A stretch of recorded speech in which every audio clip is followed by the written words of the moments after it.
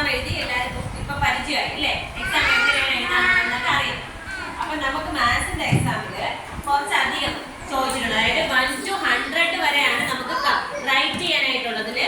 1 to 100 വരെ ഉള്ളതില് ഇവിടെ ശ്രദ്ധിക്കണം എല്ലാവരും, എന്നാലേ എഴുതാൻ പറ്റും. അതില് ചില മിസ്സിംഗ് നമ്പേഴ്സ് ആണ് തന്നേക്കുന്നത്.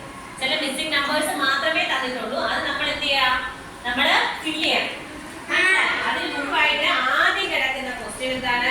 ടിക്ക് ചെയ്യാനായിട്ടാണ്. ഫ്രൂട്ട് അതില് സ്മോളസ്റ്റ് ഏതാണ്? അത് നമ്മള് ടിക്ക് ചെയ്യണം. അത് നിങ്ങൾക്ക് എല്ലാവർക്കും അറിയാവുന്നതാണ്. അത് കഴിഞ്ഞിട്ട് ടീച്ചർ പഠിച്ച ഷേപ്പുകൾ. ഷേപ്പുകളില് ഒരേ കണക്കത്തെ 2-3 ഷേപ്പുകൾ വന്നിട്ടുണ്ട്. ട്രയാങ്കിള്, സർക്കിള്, സ്ക്വയർ ഒക്കെ ഒരേ പോലത്തെ 2-3 വന്നിട്ടുണ്ട്. അത് നമ്മൾ എന്ത് ചെയ്യണം? ഒരുപോലെ ഇരിക്കുന്നത് നമ്മൾ ക്വസ്റ്റ്യൻ പേപ്പർ നോക്കുമ്പോഴും നമുക്ക് മനസ്സിലാവും. ഒരുപോലെ ഇരിക്കുന്നത് മാത്രം എന്ത് ചെയ്യാം? നിങ്ങൾ വരച്ച് ചേർക്കാം. അത് കറക്റ്റ് ആയിട്ടല്ല കിടക്കുന്നത്. അങ്ങനെ എന്താണ് കറക്റ്റ് ആയിട്ടല്ല കിടക്കുന്നത്, മാറിയ രീതിയിലാണ് കിടക്കുന്നത്. അപ്പൊ നമ്മൾ എന്ത് ചെയ്യണം? ട്രയാങ്കിളൊക്കെ വരച്ച് ചേർക്കണം. മനസ്സിലായോ? തൊട്ട് താഴെയായിട്ട് ഇത് കൗണ്ട് ചെയ്ത് ഒരു കുറെ സാധനങ്ങൾ തന്നിട്ടുണ്ട്. കൗണ്ട് ചെയ്ത് എഴുതാനായിട്ടാണ് തന്നേക്കുന്നത്. കൗണ്ട് ചെയ്ത് അതിന് ഫസ്റ്റ് കിടക്കുന്ന ഗ്രേപ്സ് ആണ്. ആ ഗ്രേപ്സ് എത്ര എണ്ണം ഉണ്ടെന്ന് കൗണ്ട് ചെയ്യുക.